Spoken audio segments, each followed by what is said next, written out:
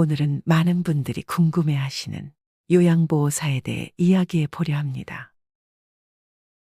특히 60대 이상의 분들이 새로운 도전으로 선택하는 요양보호사 직업에 대해서요. 요양보호사 자격증을 따는 건 비교적 쉬운 편이지만 그 이후의 현실은 결코 간단하지 않습니다. 오늘은 요양보호사의 현실, 그리고 그 도전 속에 숨어 있는 이야기들을 함께 나누고자 합니다. 많은 분들이 요양보호사 자격증을 쉽게 딸 수 있다고 생각합니다. 실제로 교육 과정은 그리 어렵지 않고 학원에서는 합격률 99%라고 홍보하죠. 자격증을 따는 것은 비교적 간단합니다. 저희 동네에 계신 김 씨 아주머니도 60대 초반에 요양보호사 자격증을 따셨습니다. 김 씨 아주머니는 자격증을 따고 나면 쉽게 일을 구하고 안정적인 수입을 얻을 수 있을 것이라고 기대하셨습니다. 그런데 자격증을 딴 후에 현실은 달랐습니다.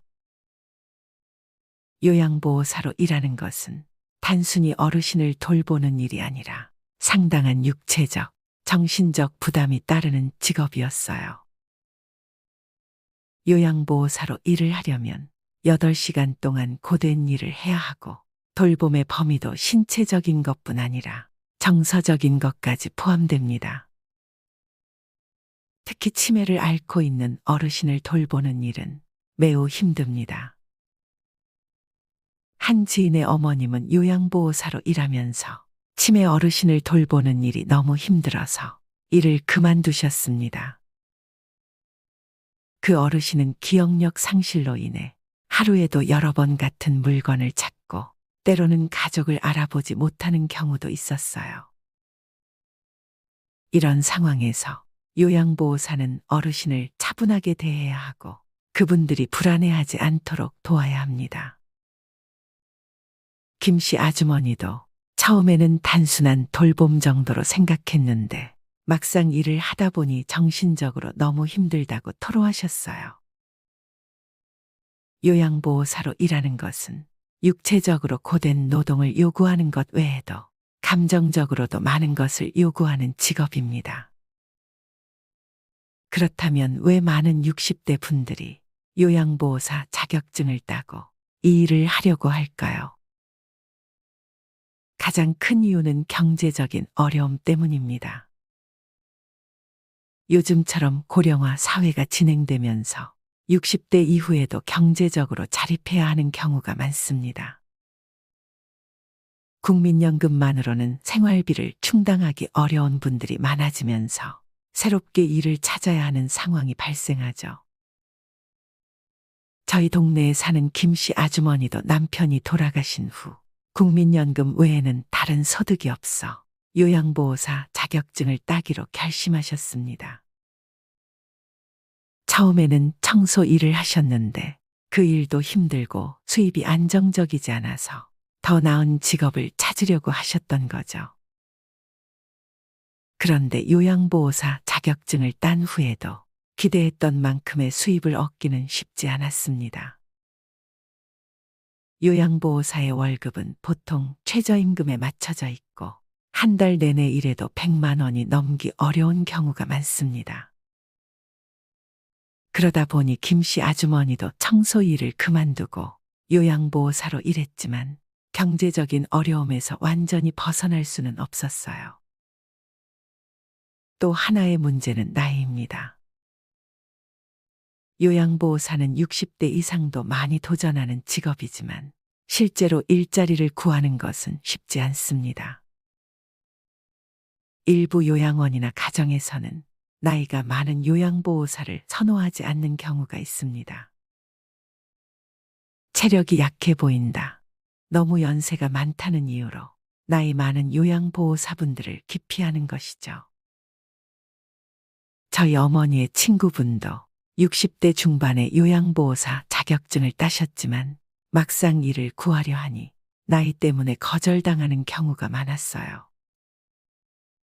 나이만 많지 체력은 좋은데 왜 안 뽑는지 모르겠다며 속상해 하시더라고요. 요양보호사 자격증을 따고도 나이 때문에 일자리를 구하지 못하는 현실은 정말 안타깝습니다.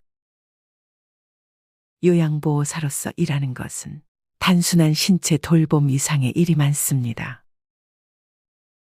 치매를 앓고 있는 어르신을 돌보는 것은 신체적인 돌봄뿐 아니라 정신적인 지원이 필수적입니다. 제가 아는 한 지인의 어머님은 67세 치매 환자를 돌보고 있는데 하루에도 몇 번씩 같은 질문을 하시고 물건을 잃어버렸다고 하실 때마다 찾는 일을 반복한다고 합니다. 처음에는 당황스럽지만 이분이 아프기 때문이라는 걸 알게 되면 그때부터는 마음을 다잡게 돼요. 그분을 이해하고 공감하는 것이 중요해요. 이처럼 요양보호사의 일은 어르신을 신체적으로 보살피는 것뿐 아니라 그들의 정신적 상태까지 신경 써야 합니다. 치매 환자의 간병은 특히 힘든데 이분들은 기억력이 상실되고 때로는 가족을 알아보지 못할 때도 있습니다. 이런 상황에서 요양보호사는 어르신들이 느낄 불안감을 덜어주고 그들의 감정을 안정시키는 역할을 해야 합니다. 또한 요양보호사의 일상은 정해진 8시간 근무로 끝나는 경우가 드물기도 합니다. 가족들이 일을 나간 사이 어르신을 돌봐야 하는 경우 요양보호사는 하루 종일 어르신 곁에 있어야 하죠.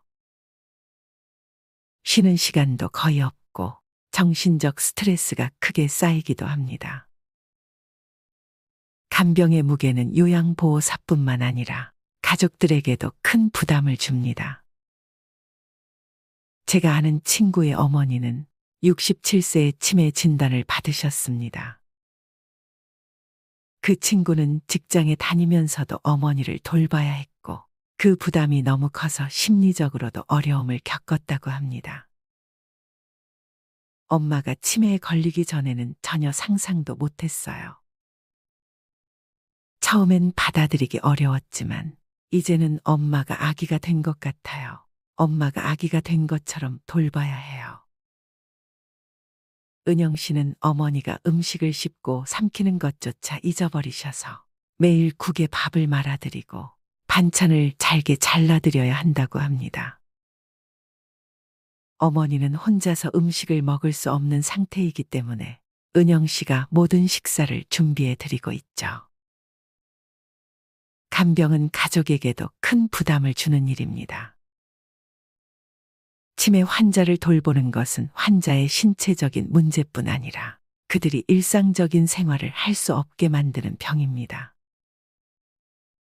기억이 사라지고 감정이 불안정해지면서 환자를 돌보는 가족들은 육체적으로나 정신적으로 큰 부담을 겪게 됩니다. 간병은 경제적인 부담도 큽니다. 많은 가족들이 요양보호사를 고용하거나 요양원에 어르신을 맡기지만 요양원의 비용은 적지 않습니다. 등급에 따라 다르지만 요양원의 월 비용은 214만 원에서 245만 원에 이릅니다. 물론 본인 부담금은 15% 정도로 매달 약 16만 원에서 19만 원 정도를 부담하면 됩니다. 하지만 그마저도 많은 가정에겐 큰 부담이 될 수 있습니다. 저희 이웃 한 분도 요양원을 이용하던 중에 경제적인 부담을 이유로 집에서 어르신을 모시기로 했다고 하셨어요. 하지만 집에서 간병하는 것도 만만치 않은 일이라며 요양보호사를 고용하고 있지만 그 비용 역시 무시할 수 없다고 토로하셨습니다. 요양보호사와 가족들이 치매 환자를 돌보는 것은 정말 힘든 일입니다. 이런 부담을 줄이기 위해서는 치매 예방이 매우 중요합니다. 예를 들어 뇌를 자극하는 활동이나 꾸준한 운동이 도움이 된다는 연구 결과가 있습니다.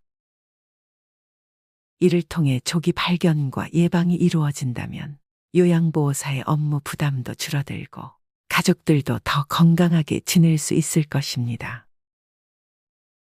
그렇다면 치매는 어떻게 예방할 수 있을까요? 치매는 어느 날 갑자기 찾아오는 병이 아닙니다.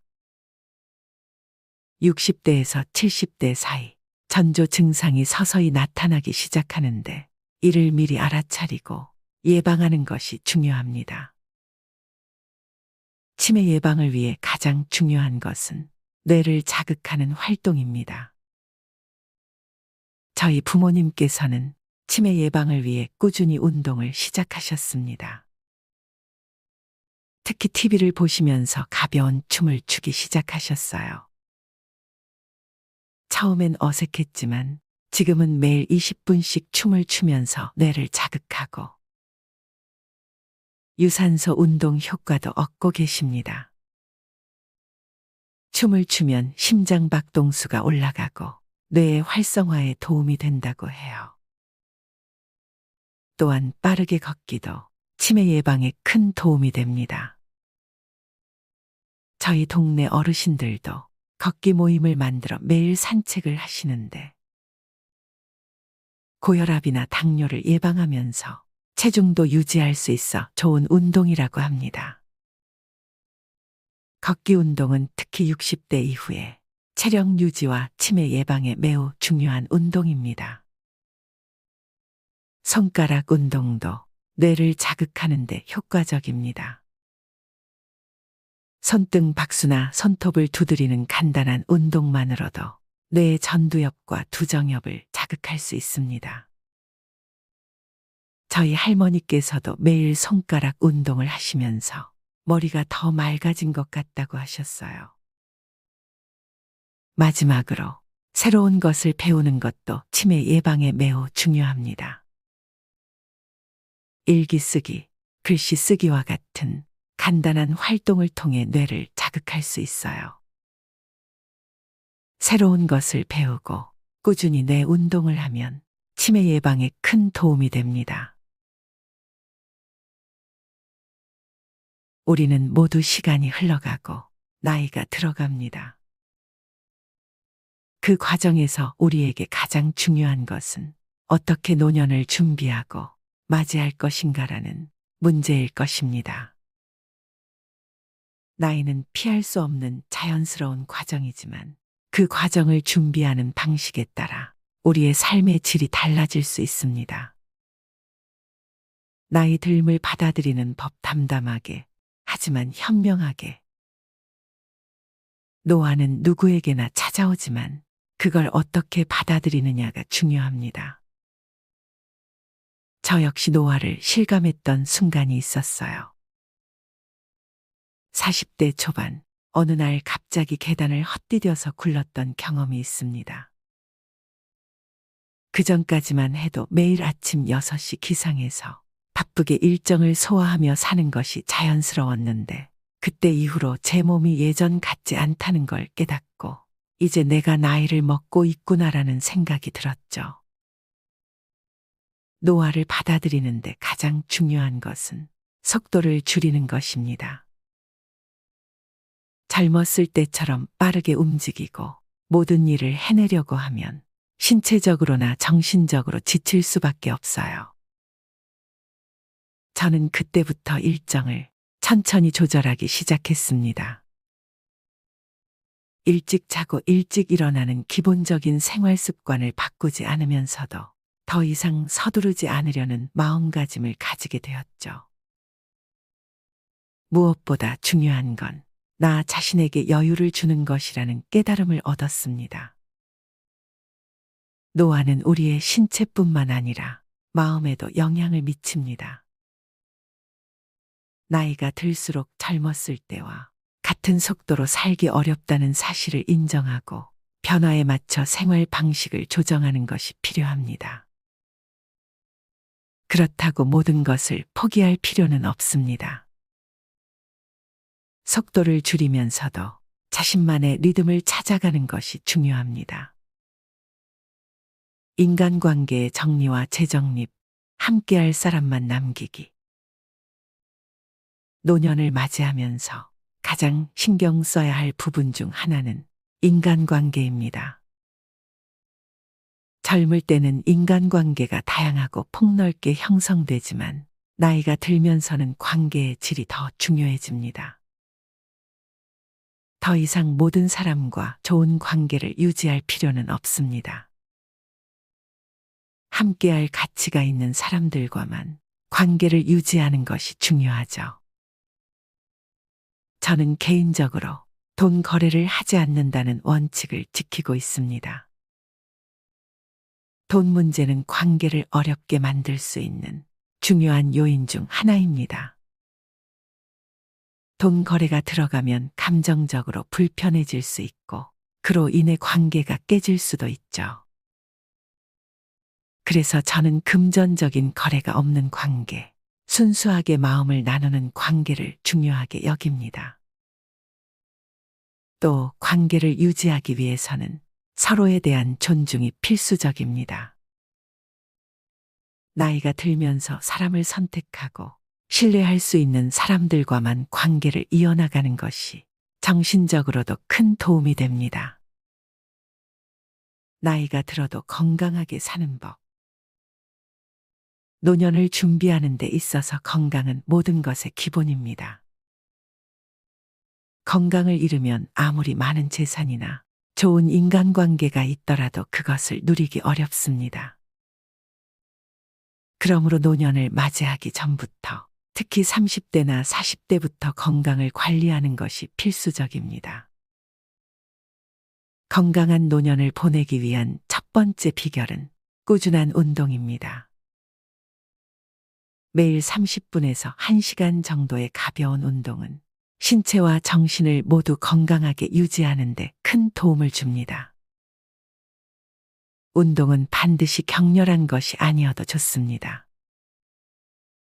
산책, 스트레칭, 요가, 심지어 집에서 할 수 있는 간단한 근력 운동도 충분히 효과가 있습니다. 중요한 건 꾸준함입니다. 운동을 매일 일정한 시간에 하는 습관을 들이면 나이가 들어서도 신체 기능을 오래 유지할 수 있습니다. 두 번째로 중요한 것은 식습관입니다.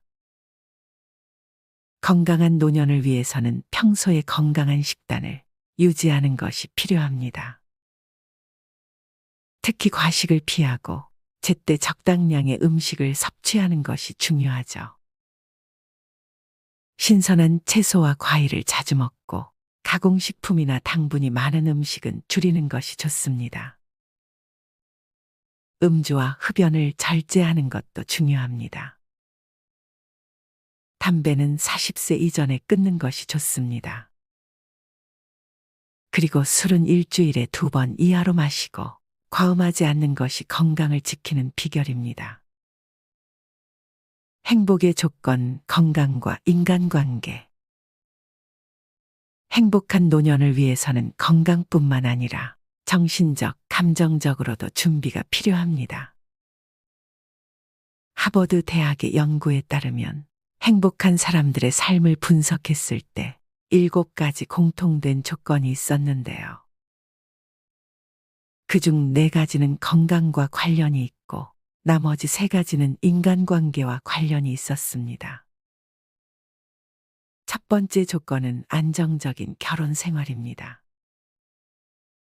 배우자와의 관계가 원만하고 서로를 존중하며 살아가는 사람들은 훨씬 더 행복한 삶을 살았다고 해요. 부부 관계가 불행하다면 그 문제를 해결하는 것이 우선입니다. 때로는 새로운 관계를 찾는 것이 더 나은 선택일 수도 있습니다. 행복한 관계를 유지하는 것이 행복한 노년의 시작입니다. 두 번째는 평생 배움을 지속하는 것입니다. 나이가 들어도 계속해서 배우고 새로운 지식을 받아들이는 사람들은 더 긍정적이고 활기찬 삶을 살아갑니다. 새로운 기술을 배우거나 책을 읽고 다양한 활동에 참여하는 것이 행복을 유지하는 데 큰 도움이 됩니다. 디지털 시대에는 특히 스마트폰, SNS, 카카오톡 같은 기술을 배우는 것이 중요합니다. 손주들과 소통하고 세상과 연결되기 위해서는 이러한 기술을 익히는 것이 필수적이죠. 세 번째는 긍정적인 사고방식입니다. 인생에서 어려운 일을 겪을 때마다 이를 긍정적으로 극복하는 능력이 있는 사람들이 더 행복하게 살아갑니다. 종교나 명상 아니면 주변의 좋은 사람들과의 대화를 통해 자신을 긍정적으로 바라보고 삶의 어려움을 극복해 나가는 것이 중요합니다. 건강한 삶을 위한 4가지 습관. 4가지 건강 습관을 기억하세요. 첫째, 하루에 1시간 이상 운동을 꾸준히 하세요. 둘째, 담배는 40세 이전에 끊는 것이 중요합니다.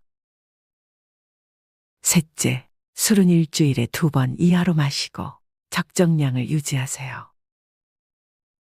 넷째, 정상 체중을 유지하세요. 건강한 식습관과 꾸준한 운동은 우리 몸의 면역력을 높여주고 나이가 들어도 활기찬 생활을 할 수 있게 해줍니다. 돈 그리고 삶의 여유. 노년을 맞이하면서 필요한 재정적 여유를 갖추는 것이 중요합니다. 그렇다고 해서 수십억 원의 재산을 모아야 한다는 의미는 아닙니다. 부자라는 개념은 단순히 돈의 액수로만 결정되지 않아요.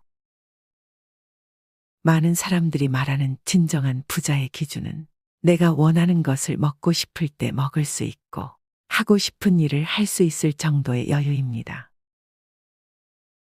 이 정도의 경제적 자유를 누리기 위해서는 지나친 소비를 줄이고 자산을 관리하는 능력을 기르는 것이 중요하죠. 특히 노년에 접어들면 자식들에게 의지하지 않고도 스스로 경제적으로 자립할 수 있는 재정 상태를 유지하는 것이 중요합니다. 자식들이 부모를 부양할 수 없는 시대가 왔고 부모도 자식에게 경제적인 부담을 주기보다 서로 자립하며 건강한 관계를 유지하는 것이 좋습니다. 노후 준비를 위해 일정한 금액을 저축하거나 적절한 투자 계획을 세우는 것이 필요합니다. 하지만 돈이 우리의 행복을 모두 결정짓는 것은 아닙니다. 돈이 행복을 도와주는 중요한 요소이긴 하지만 돈만 있으면 행복할 거라는 기대는 버리는 것이 좋습니다. 중요한 것은 경제적 여유와 더불어 마음의 여유, 그리고 삶의 가치관을 제대로 설정하는 것이죠. 노년의 인간관계, 더 작고 깊게. 노년을 맞이하며 인간관계는 필연적으로 변하게 됩니다. 젊을 때는 직장, 사회, 여러 가지 활동을 통해 사람들과 많은 관계를 맺게 되지만 나이가 들면서는 자연스럽게 그 범위가 좁아지죠. 중요한 것은 나이 들수록 인간관계를 더 작고 깊게 만드는 것입니다. 더 이상 모든 사람과 좋은 관계를 유지하려는 부담을 가질 필요가 없습니다. 노년에는 함께 할 몇 명의 진정한 친구, 믿을 수 있는 가족과의 관계가 더 중요합니다. 그 관계에서 서로가 기대는 관계가 아니라 존중하고 이해하는 관계를 형성하는 것이 필요합니다. 예를 들어, 우리는 종종 친구나 가족에게 너무 많은 기대를 걸어 실망하게 되는 경우가 많습니다. 하지만 기대치를 낮추고 그 사람 자체를 있는 그대로 받아들이면 관계는 훨씬 더 편안해집니다. 또한 노년에는 친구와의 관계뿐만 아니라 가족과의 관계도 재정립해야 합니다. 특히 자녀와의 관계에서는 부모와 자식 간의 역할 변화가 필요합니다. 자식들이 독립하면서 부모 역시 자식에게서 독립할 필요가 있습니다. 이때 가장 중요한 것은 자식에게 의존하지 않으면서도 서로를 존중하는 관계를 유지하는 것이죠. 새로운 취미와 자아 발견. 노년을 맞이하면서 우리는 새로운 취미를 발견하고 자기 자신을 새롭게 탐색할 수 있는 기회를 얻게 됩니다. 나이가 들면서 은퇴하거나 직업적인 의무에서 벗어나게 되면 자유 시간이 많아지죠. 이 시간을 어떻게 활용하느냐에 따라 노년의 삶의 질이 달라질 수 있습니다. 새로운 취미를 시작하는 것은 인생의 활력을 불어넣어 줍니다.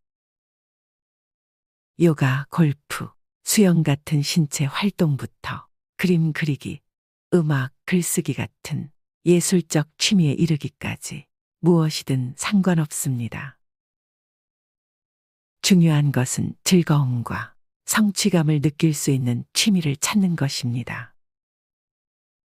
이는 단순한 여가 활동을 넘어서 우리의 뇌를 자극하고 삶의 의미를 재발견하는 기회가 될 수 있습니다. 취미를 통해 새로운 사람들을 만나는 것도 좋은 방법입니다. 같은 취미를 공유하는 사람들과의 만남은 새로운 인간관계를 형성하고 노년의 고립감을 줄이는 데 큰 도움이 됩니다. 무엇보다도 노년에는 자신만의 시간을 즐길 수 있는 능력을 키우는 것이 중요합니다. 혼자 있는 시간을 편안하게 보내는 것은 노년의 행복을 결정짓는 중요한 요소가 될 수 있습니다. 노년의 정신 건강, 긍정적인 마음가짐. 노년의 삶에서 신체 건강만큼 중요한 것이 바로 정신 건강입니다. 나이가 들면서 몸이 예전 같지 않다고 느끼는 순간들이 늘어나겠지만 그런 변화들을 긍정적으로 받아들이는 것이 필요합니다.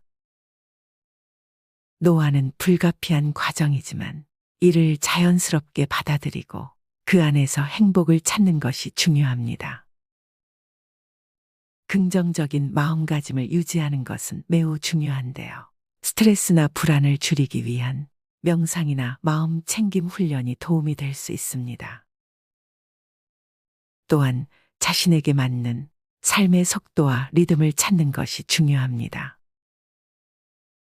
너무 무리하지 않고 삶의 흐름에 맞춰 살아가면서도 여전히 자신의 가치를 실현할 수 있는 삶을 살아가는 것이죠.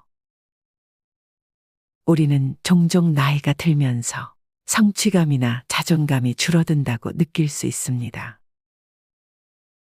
이는 더 이상 젊었을 때처럼 큰 일을 해내지 못한다는 생각 때문이죠. 하지만 노년의 성취감은 작은 일상에서 찾아야 합니다. 가족과의 따뜻한 시간, 친구와의 한 잔의 차, 취미 활동에서 얻는 소소한 성취 등 일상 속에서 의미를 찾고 그 안에서 만족감을 느끼는 것이 중요합니다. 마지막으로 노년을 준비하며 가장 중요한 것은 미래를 바라보는 긍정적인 시선입니다. 나이가 들면 미래가 불확실해지거나 죽음에 대한 두려움을 느낄 수 있습니다. 그러나 그 속에서도 긍정적인 목표와 계획을 세우는 것이 중요합니다. 죽음은 피할 수 없는 현실이지만 그것에 얽매이지 않고 남은 삶을 즐기고 의미 있게 보내려는 노력이 필요하죠. 노년에도 우리는 여전히 성장하고 발전할 수 있습니다. 인생의 마지막 챕터를 아름답게 마무리할 수 있도록 스스로에게 목표를 부여하고 그것을 이루기 위한 계획을 세우는 것이 필요합니다. 작은 목표라도 상관없습니다. 매일 아침 일찍 일어나 산책을 한다든지, 새로운 책을 한 권 읽는다든지, 혹은 여행 계획을 세우는 등 자신만의 방식으로 삶을 풍부하게 만드는 목표를 가져보세요. 결국 노년은 우리의 태도와 준비에 따라 다르게 다가옵니다. 건강을 관리하고 소중한 인간관계를 유지하며 경제적인 여유를 가지고 그리고 무엇보다 긍정적인 마음가짐으로 삶을 대한다면 노년은 더 이상 두려운 시간이 아니라 풍요로운 삶의 한 부분이 될 것입니다. 오늘 영상이 여러분의 노년 준비에 작은 도움이 되었길 바라며 모두 건강하고 행복한 하루 보내시길 바랍니다.